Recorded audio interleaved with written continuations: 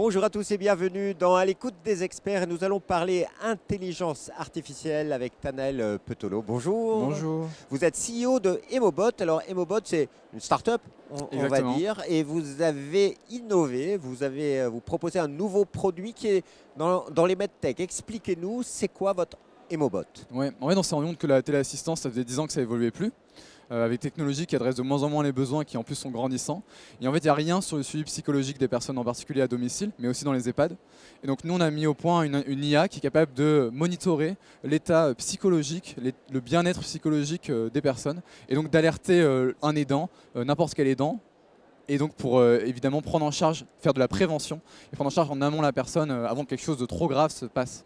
Voilà, c'est-à-dire que c'est quelque chose qui peut être installé chez un particulier, mais aussi en EHPAD.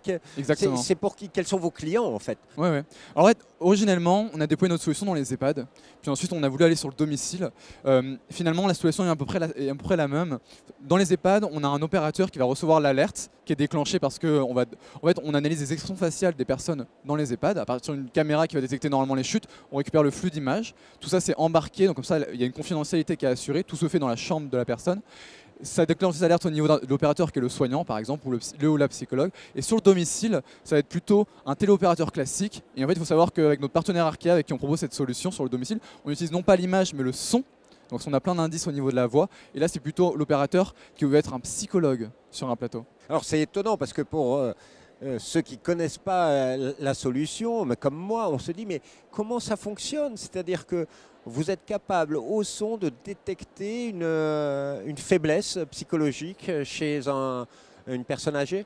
Oui, et en fait, on sait tous le faire. Tous les humains savent le faire. Donc on a juste appris bêtement à une intelligence artificielle qui a un algorithme énorme sur plein de données à reproduire ce que nous, on savait tous faire depuis la nuit des temps. Et donc finalement, c'est pas si incroyable.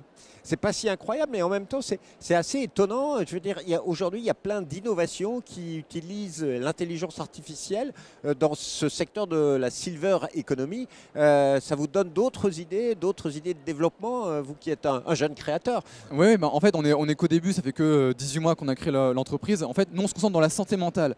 Et la santé mentale, c'est un enjeu majeur aujourd'hui, qui est en réalité sous-estimé, mais ça concentre sur les jeunes et aussi sur les personnes âgées. Voilà, donc c'est là où on va se développer, sur la santé mentale. Sur la santé mentale.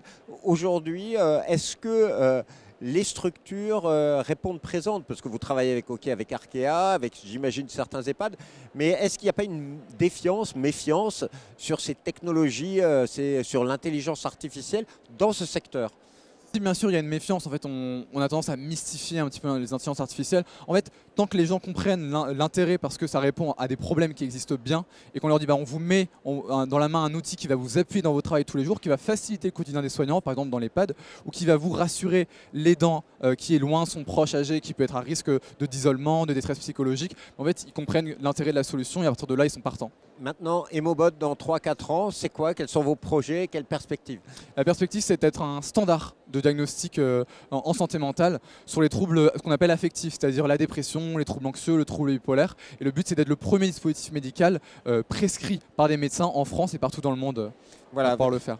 Une entreprise ambitieuse. Alors, si vous voulez en savoir plus, vous allez sur leur site internet www.emobot.fr. Exactement. Merci beaucoup. Merci beaucoup. Et quant à nous, on se retrouve bientôt pour une nouvelle édition de À l'écoute des experts.